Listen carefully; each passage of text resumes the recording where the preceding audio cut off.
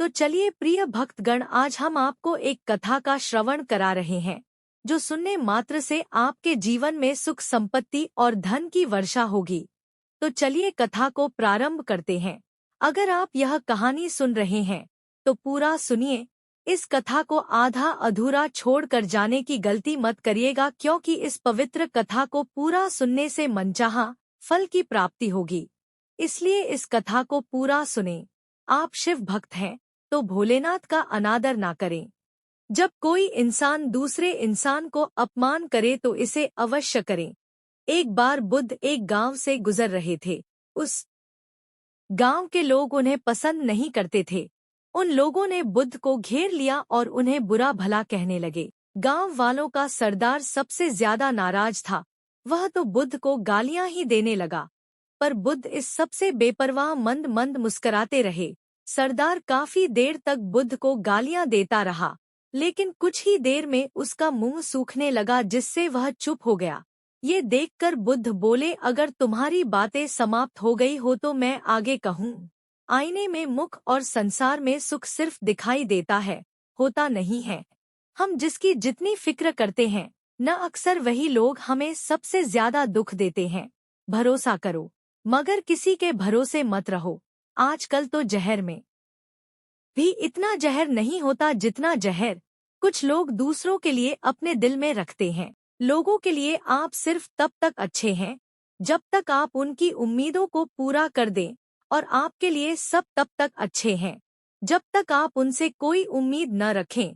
जो आपके साथ रहकर भी किसी और का हो तो आपसे दूर ही रहे तो अच्छा है। ये जरूरी नहीं कि जीने के लिए कोई सहारा हो, और जरूरी तो नहीं कि तुम जिसके हो वह भी तुम्हारा हो।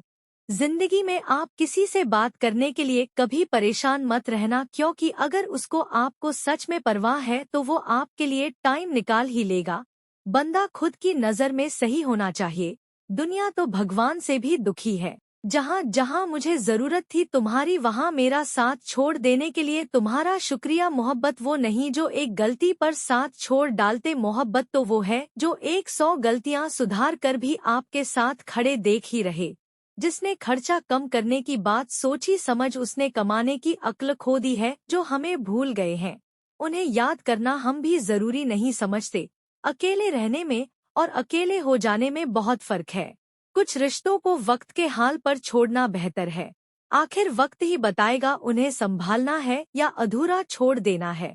ये कलयुग है। यहाँ लोग अपनी परेशानी से कम बल्कि दूसरों की खुशी से ज्यादा दुखी होते हैं। उनको भी जाते देखा है जो जिंदगी भर रुकने का वादा करते थे। प्यार में सिर्फ इतना जरूरी है, एक चुप हो जाए तो दूसरे को समझना जरूरी है। दुनिया का सबसे बेहतरीन मास्क ऐसा है जो सबका मुंह बंद करा देता है। अच्छे जरूर बने, लेकिन उसको साबित करने की कोशिश कभी मत करो। भीड़ में वो मेरे हाथ को हाथ लगाकर चाहते हैं। कुछ लोग गले जरूर मिलते हैं, पर आखिर में दगा कर जाते हैं। सुखी होने के चक्कर में जो पूरी जिंदगी दुखी रहता है उसे ही इंसान कहते हैं। दिलों की बात करता है सम्मान, लेकिन मोहब्बत आज भी शहरों से ही होती है। गुजर जाएगा ये दौर भी, आप जरा धीरज रखो। जब खुशी ही न ठहरे तो गम की क्या औकात।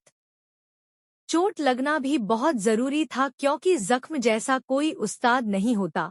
फिर बुद्ध कहते हैं, मुझे आगे वाले गांव में जाना है, वहाँ के लोग मेरी प्रतीक्षा कर रहे होंगे। यह देखकर गांव का एक व्यक्ति बोला, हम लोग तुम्हारा अपमान कर रहे हैं, तुम्हें गालियां दे रहे हैं, लेकिन तुम इसका जवाब देने के बजाय मुस्करा रहे हो, तो इसकी प्रतिक्रिया क्यों नहीं देते। बुद्ध बोले, वत्स तुमने आने में तनिक देर कर दी। यदि तुम 10 वर्ष पहले आए होते तो मजा आ जाता, क्योंकि 10 वर्ष पहले मैं भी तुम्हारी तरह था। फिर बुद्ध कहते हैं, मूर्ख खा से बहस करने वाला व्यक्ति बुद्धिमान नहीं हो सकता। मुखों से निपटने का सबसे बढ़िया तरीका ये है कि उनकी तरफ ध्यान ही मत दो। कभी किसी के जज्बातों का मजाक मत बनाना। न जाने कौन सा दर्द लेकर को जी रहा होता है, टूटा नहीं, बस थक गया हो। इंतजार करो पहले से बेहतर लोगों का। कभी भी टाइम पास के लिए रिश्ता मत बनाओ, बल्कि रिश्ते के लिए टाइम निकालो। जिंदगी में मंजिलें तो मिल ही जाती हैं, बस वो लोग नहीं मिलते जिन्हें इस दिल ने चाहा होता है। जिंदगी एक बार मिलती है, ये बिल्कुल गलत बात है। सिर्फ मौत एक बार मिलती है। जिंदगी हर रोज मिलती है जिसके साथ होने का गुरूर था। मुझे उसी ने ही मेरे इश्क का मजाक बनाया है। अक्सर अपना अपना कहने वाले दगा कर जाते हैं और मीठा बोलने वाले ही अक्सर खंजर खोल जाते हैं। पता नहीं इतनी होशियारी कहाँ से सीखते हैं। लोग साथ भी रहते हैं और चलते भी हैं, रिश्ते भी निभाते हैं, दुश्मनी भी निभाते हैं। मुंह पर कुछ और पीठ पीछे कुछ और ही होते हैं। गिद्ध भी कहीं चले गए हैं। लगता है उन्होंने देख लिया है कि इंसान हमसे अच्छा होता है। कुछ खास लोग थे जिंदगी में, ऐसे आए जैसे जाएंगे ही नहीं, पर ऐसे गए जैसे कभी थे ही नहीं। मजा तो हमें बाद में बनाया जाता है, पहले तो लोग हमें अपना बनाते हैं। टूटे नहीं हैं, हम दौड़ ही गए, रोए नहीं हैं, रुलाए गए हैं। हमें नहीं पता कि हम कैसे हैं, लेकिन इतने बुरे भी नहीं हैं। वरना वादा तोड़ने वाले तो हर जगह मिलते हैं। कभी कभी मन को मना लेना ही बेहतर होता है, क्योंकि हर जिद हमें खुशी नहीं देती। जो लोग अपनी गलती नहीं मानते वो आपको अपना कैसे मानेंगे। गुरूर किस बात का करूं? मरने के बाद मेरे अपने ही मुझे छूने के बाद हाथ धोएंगे, ये भी खासियत है मुझमें। मैं किसी का साथ नहीं, उत्तम से सर्वोत्तम सिर्फ वही हुआ है जिसने अपनी बुराइयों को सुना है और सहा है। अगर उस समय तुम मुझे बुरा भला कहते, गालियां देते, तो मैं भी क्रोधित हो जाता। मैं तुम्हें इससे भी अधिक गालियां देता, हो सकता है।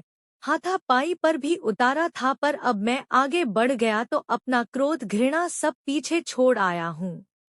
परंतु मैंने उन बातों का उत्तर नहीं दिया, क्योंकि मैं तब तुम्हारी बुराई के प्रति सकारात्मकता और सहनशीलता सीख चुका था। मैं तब समझ चुका था कि गुस्सा और नाराजगी की कोई महत्व नहीं होती। इसीलिए मैं तुम्हारे नकारात्मक शब्दों को अपने मन और दिल में बैठाने के बजाय, तुम्हारे साथ वाद विवाद करने की बजाय, तुम्हारे इंतजार में समय बिताने के लिए आगे बढ़ रहा हूँ। हमें दूसरों के नकारात्मक शब्दों का जवाब देने की बजाय सकारात्मकता और सहनशीलता दिखानी चाहिए। हमें अपने व्यवहार में विचारशीलता, शांति और तार्किकता बनाए रखनी चाहिए। गुस्सा और नाराजगी से हमारी समस्याओं का हल नहीं होगा, बल्कि समझदार और सहयोग के माध्यम से हम बेहतर निर्णय ले सकते हैं।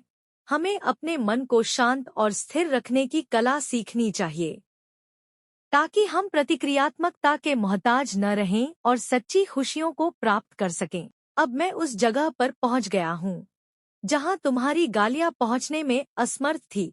तुमने मुझे गालियां दी, ये तुम्हारी भावना है, लेकिन रिश्ता निभाना नहीं चाहते जो प्रयास करना नहीं जानते, उन्हें हर समस्या बड़ी भी लगती है। धता उनकी भी न थी।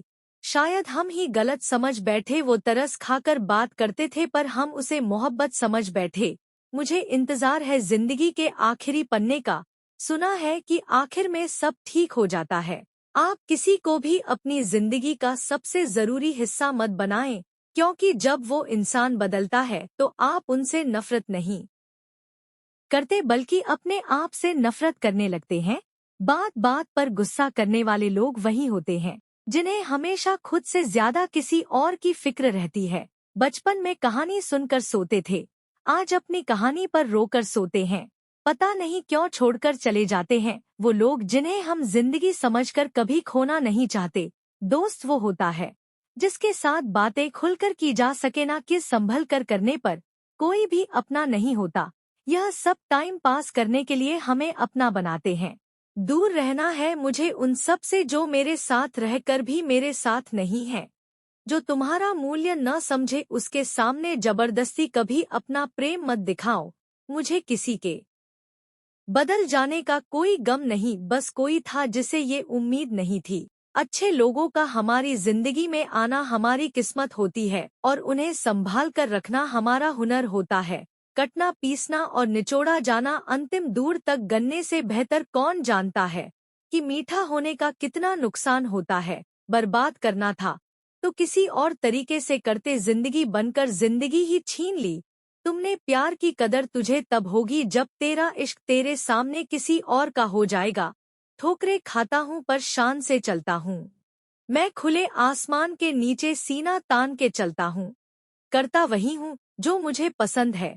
माना कि उम्र कम है, लेकिन हौसले बुलंद है। जिंदगी है तो आसान कैसे होगी, आसान हो गई तो फिर जिंदगी कैसे होगी। आज के युग में अमीर का अपराध गलती माना जाता है और गरीब की गलती भी अपराध मानी जाती है। कोई ऐसा सैनिटाइजर भी बनाओ जिससे मन का मैल और दिल की नफरत भी धुल जाए। किसी इंसान के पीछे भागकर अपनी वैल्यू कभी कम मत करो, क्योंकि जो आपका है वह आपको छोड़कर कभी नहीं जाएगा। नफरत भी एक बात बहुत अच्छी है, ये मोहब्बत की तरह झूठी नहीं होती।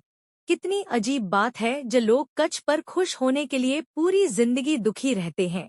लेकिन तुम्हारी यह भावना मुझ तक पहुंच ही नहीं रही।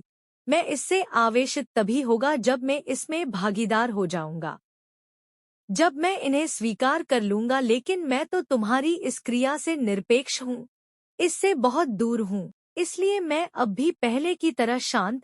यह सुनकर सरदार बोला, अरे ऐसे कैसे, मैंने तो तुम्हें गालियां दी हैं और वो पूरे गांव वालों के सामने भी है।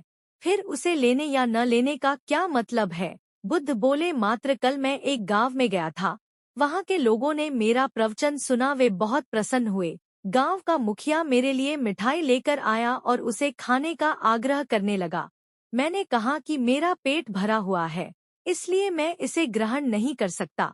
यह सुनकर वह व्यक्ति मिठाई वापस लेकर चला गया, क्योंकि जब तक मैं कोई चीज लूंगा ही नहीं तो कोई मुझे कैसे दे पाएगा। इसमें तो मेरी सहमति आवश्यक है न। ये तो है। एक व्यक्ति ने बुद्ध का समर्थन किया। हमें अनियंत्रित तरीके से चीजें मांगने और अपनाने की आदत से बचना चाहिए। बुद्ध ने स्वयं को नियंत्रित किया और मिठाई का प्रस्ताव न मानकर अपने पेट की भरपाई का स्वीकार किया। उन्होंने समझा कि वह जो चीजें मांगेंगे उन्हें स्वीकार करने के लिए उनकी सहमति आवश्यक होती है। यह एक महत्वपूर्ण सिद्धांत है जो हमें संयमित और समर्थन यह चरित्र बनाने के लिए प्रेरित करता है। हमें अनहोनी योजनाओं और मांगों के लिए नहीं।